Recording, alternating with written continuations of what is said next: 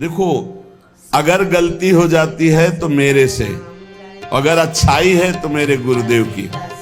ये उपासक सच्चे मार्ग में जो चलता उसके हृदय की ये गति होती है। गुण तुम्हार समुझे निज दोषा, अगर गलती हो गई तो मेरा अपराध है, अगर अच्छाई बन गई तो मेरे गुरुदेव भगवान, मेरे इष्ट देव की कृपा। ऐसे ही सम्मान हो रहा तो इष्ट देव गुरुदेव का, वो अपमान हो रहा तो मैंने कोई गलती की है पूर्व में, उसका प्रायश्चित हो रहा है। इसमें तर्क वितर्क की जरूरत नहीं, ये परमार्थ है। श्रद्धा और विश्वास से चलो, लाभ प्राप्त हो जाएगा। मान और अपमान में हम बराबर अपने हृदय को समान रख पावे, हमारे हृदय का आनंद, हृदय का भगवत चिंतन न छूटने पावे, न मान में न अपमान में। तुल्यौ मानावमानौ कुरुभज सतताम, स्तोत्र दुर्वाच्य कोट्यौ। यदि कोई हमें दुर्वचन बोलता है, सच्ची मानिए, सम्मान से हृदय में एक भय प्रकट हो जाता है। जब कोई स्तुति करता है, बड़ाई करता है, तो हम कमजोर हो जाते हैं, हमें डर लगने लगता है कहीं निंदा ना हो जाए, कहीं कोई हमारा अपमान न कर दे, कहीं कोई हमारे प्रति गलत ना बोल दे। बिल्कुल नहीं।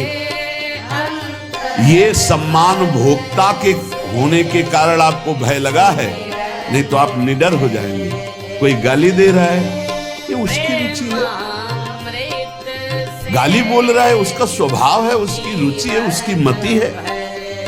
वो निंदा कर रहा है, ये उसका स्वभाव, उसकी रुचि है। हमें अपने प्रभु में मगन रहना चाहिए। दुर्वाच्य कोट्यों, करोड़ों गालियां दे है, फिर भी हमारे हृदय में उसके प्रति द्वेष भाव न हो, द्रोह भाव न हो। और स्तोत्र खूब आपकी स्तुति करे, लेकिन आपका प्रिय भाव नहीं होना चाहिए। स्तुति करने वाले पर प्रिय भाव और निंदा करने वाले पर अप्रिय भाव, ये संसारी पुरुष में होते हैं, भक्तों में नहीं होते। भक्तों में क्या भाव होता है? निंदा करने वाले में प्रिय भाव और स्तुति करने वालों में उदास भाव, उदासीन भाव, न प्रियता और न कठोरता, उदासीन भाव। लेकिन निंदा करने वाले में प्रिय भाव। जो निंदा करने वाला है उससे ऐसे जैसे कोई स्तुति करे तब कैसा व्यवहार करेंगे, वैसा निंदा करने वाले के प्रति व्यवहार। यही साधु उमा संत कही, यही बड़ाई, वो मंद करत और ये करत भलाई।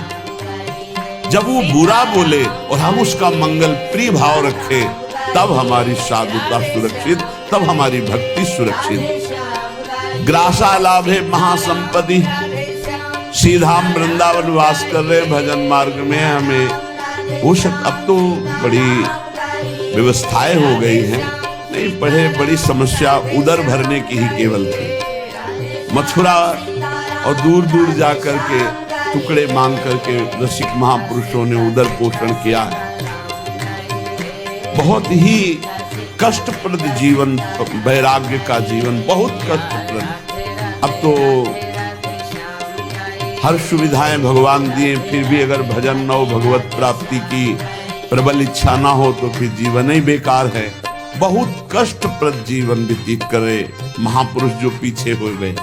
बड़े बड़े मच्छर, क्योंकि खूब लताएं थी, सांप बिछे, खाने पीने की व्यवस्था नहीं, कोई रहने की व्यवस्था नहीं। आज इस वृक्ष के नीचे, कल उस वृक्ष के नीचे भारी कष्ट सहते हुए प्रियालाल के लिए हर समय तड़पते रहते, रोते रहते।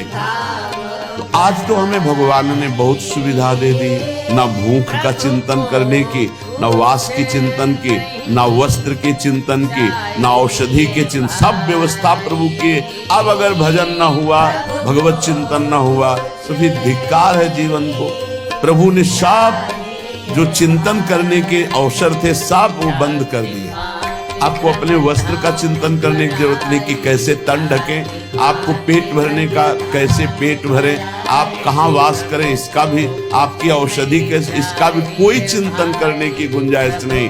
अब तो अनन्य चिंतयन्तो माम, अब अनन्य चिंतन करो, क्योंकि वो योगक्षेम का वाहन स्वयं कर रहे। तो कह रहे ग्रासा लाभ है, यदि एक कौरा अन्न मिल जाए 24 घंटे में, तो उतने में ही प्राण पोषण हो जाएगा।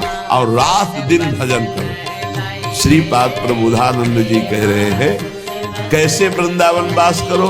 अपने को सबसे नीचात नीच मानकर दूसरों को सम्मान बढ़ाई देते हुए अपना जब अपमान हो या सम्मान हो